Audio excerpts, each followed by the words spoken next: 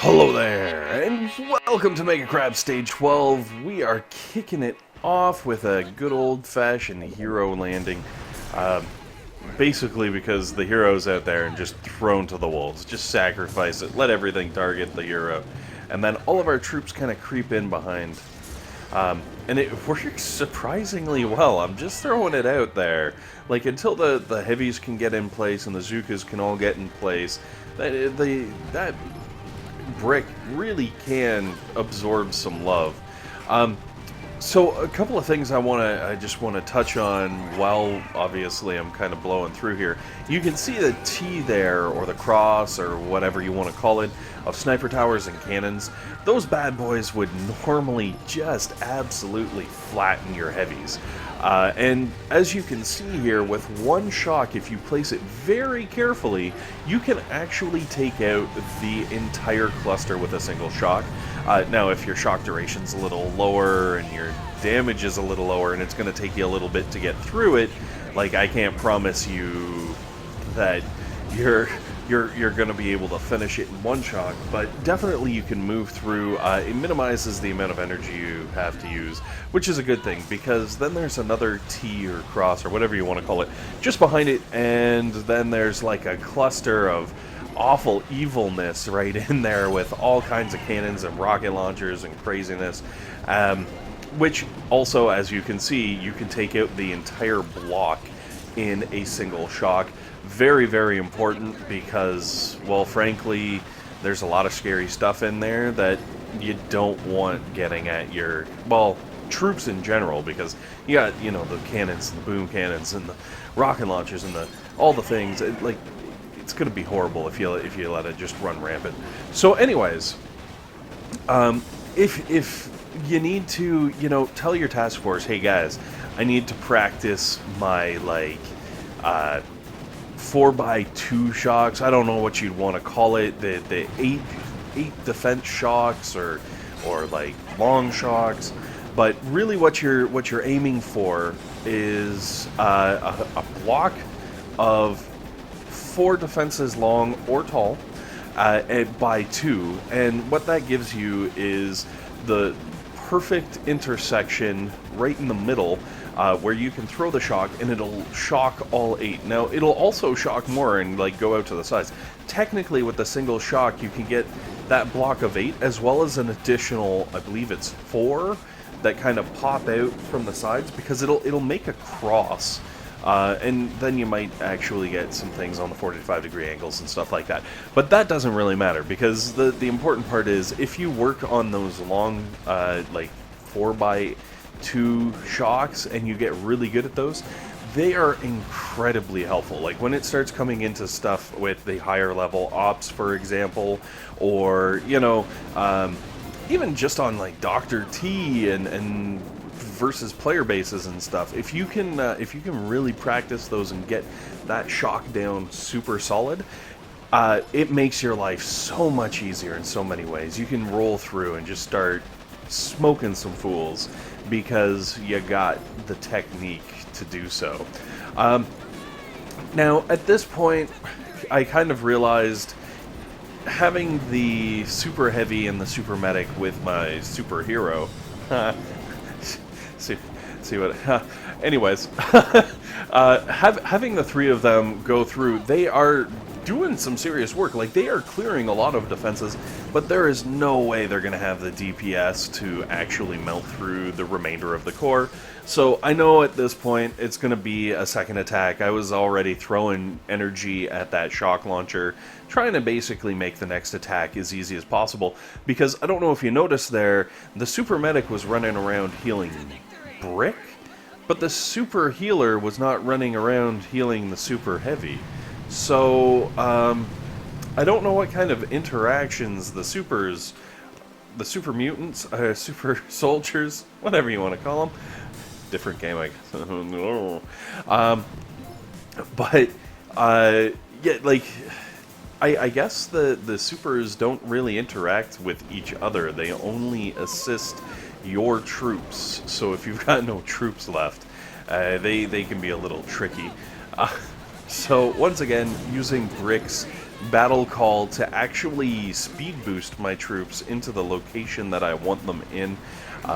Also, clearing out that whole, we'll call it 12 o'clock region, just because with the lower level Zookas, sometimes it takes them a little bit longer to burn through something. So if you can clear a patch to make life that much easier on them, probably it's not a bad idea. Eventually you're going to end up with a nice win, and you'll be able to take down stage 12 like a boss. Oh, 13's coming. This is not going to be pretty. So, this is Mega Crab Stage 13. It looks pretty easy, except for the block, or the square, or whatever you want to call it, of insanity right in the middle of it. Now, when I saw this level, I was like, oh my goodness, what I wouldn't do for like 3 smokes. All I need is like 3 smokes. Maybe a couple extra if I want to be fancy, you know, like 5 smokes, tops, half a pack, you know, no big deal. Unfortunately, wish as I would, I get no smokes. I am sans smoke. Also, because of the crazy high damage from all of the cannons and sniper towers, the heavy that I thought would be clearing the mines, turns out he died. Oh, yeah, so none of the mines got cleared. I just did a beautiful job of mine clearing with my Zookas, and I thought, crud. I know, right? Like, that's the inner monologue, just like, crud. Very exciting in my head, I don't know why. So I was like, alright, you know what, like, that isn't the technique's fault, that's my fault for not realizing how quickly those poor Zookas are gonna just melt away under the ever-increasingly powerful cannons. So I figured, alright, cool, I'm gonna flare down into the corner, and then I am going to throw some shocks, and nothing's gonna get killed, and then I'm gonna Battle Orders power walk my way through. I've got the extra... excuse me, I've got the extra flares to help direct troops to where I need them, and unfortunately I didn't do quite good enough of a job, so I lost some more due to poor technique, and also not being used to these short flares. Holy moly. Honestly, like, okay, I feel the pain of the critters every time I see a whole bunch of mines. I feel the pain of the no smokes every time I see something that I just want to walk past.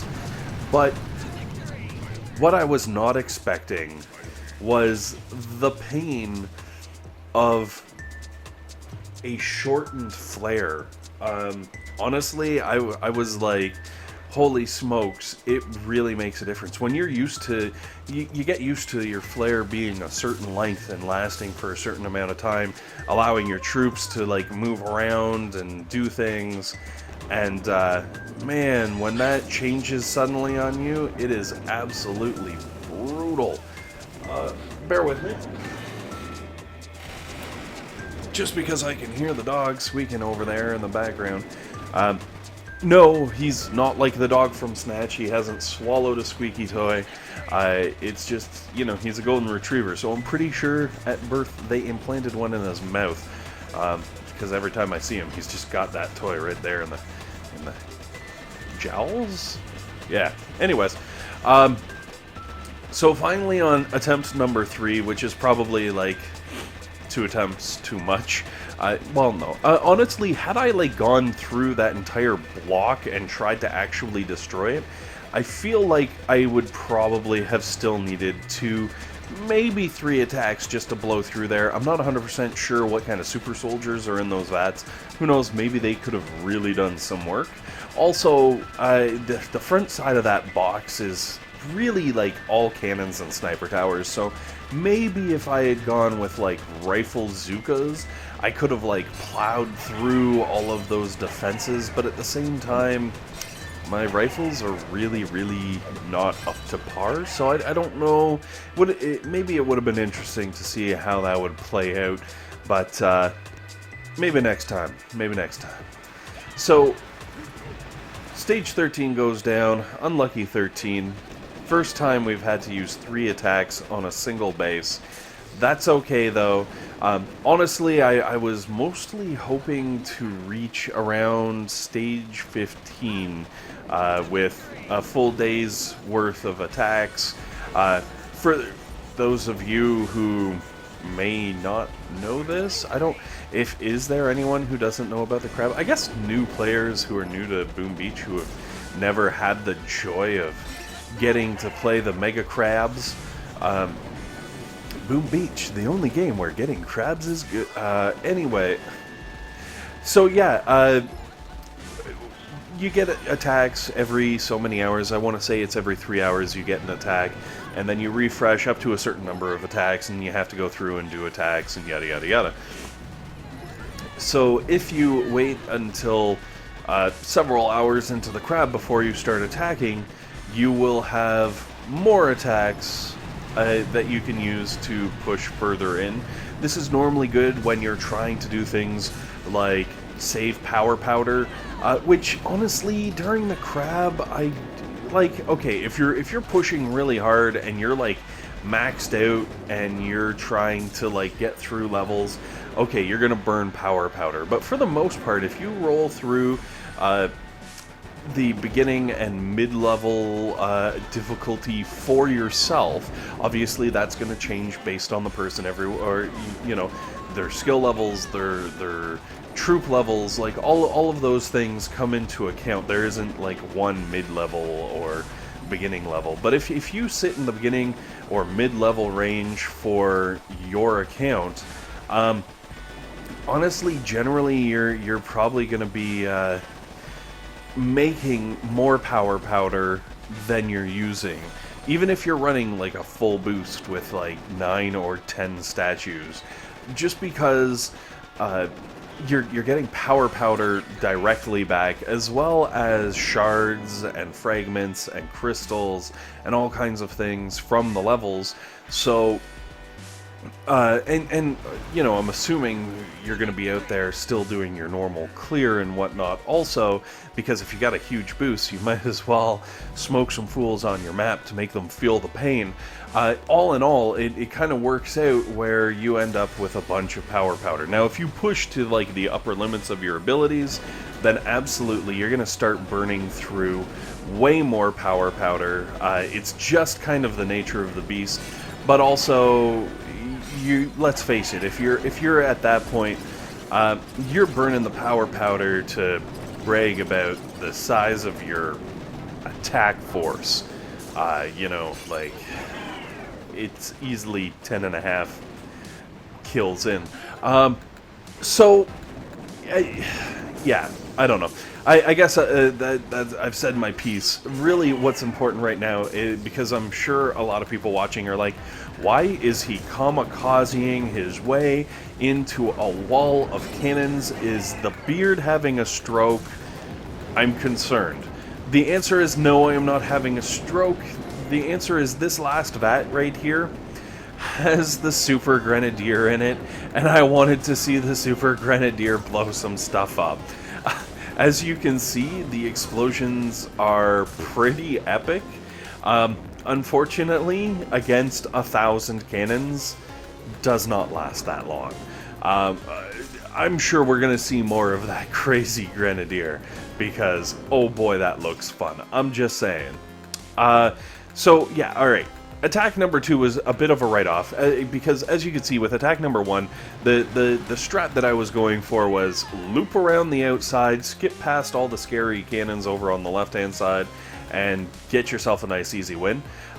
With attack number 3, we're kind of back onto that strategy where we're going through, and we're going up the right-hand side and kind of cruising around, avoiding all the stuff in the middle, even though I guess a significant portion of the stuff in the middle has already been destroyed, so I'm not sure how that would work. Also, making use of the critter boxes, because I don't have critter boxes of my own, and it makes me sad in the pants. So going along, obviously using Brick's ability like non-stop. The battle orders are absolutely fantastic for the crab.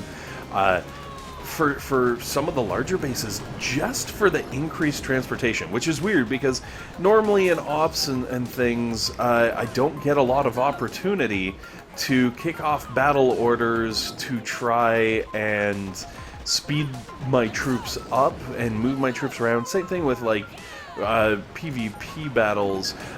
Normally not what I'm looking at when it comes to the battle orders. I'm looking to burst myself through a little bit of damage, but with these levels, because they're a little bigger and you've kind of got to like move around and stuff, really handy. Absolutely love the option, I guess, of speeding myself through. And then once again, like I keep saying, the Zookas, a little bit lower of a level, clear a nice big area for them, make sure they're good and safe right up there in the top corner with nothing shooting at them, and then I can just let them chill there for 2 minutes, slowly pecking away at the core, which fortunately they don't need the full 2 minutes, but if they did, if there were fewer of them or they did less damage, eventually they'd end up getting there and everybody could live happily ever after. Well, except for, I guess, Dr. T, because, let's face it, we're breaking Dr. T's toys. The poor kid, like, he's gonna leave the sandbox if we keep this up. Also, just because we have an excessive amount of time sitting here, speaking of breaking Dr. T's toys, I don't know if everybody else got the same letter I did. I got a really interesting letter on the forums. Maybe I'll have to share that out. I'll have to, spread that around. But that's definitely a video for another time. But it's weird because it was from not Hammerman. Anyway, so with the Zookas blasting away at the core, doing their thing, I was really excited because I was like, holy smokes, you know what? I have very few attacks left, and I'm going to be able to actually make it to stage 15, which was really my ultimate goal. And like when I say my ultimate goal, I was pushing my limits by deciding I would make it to stage 15.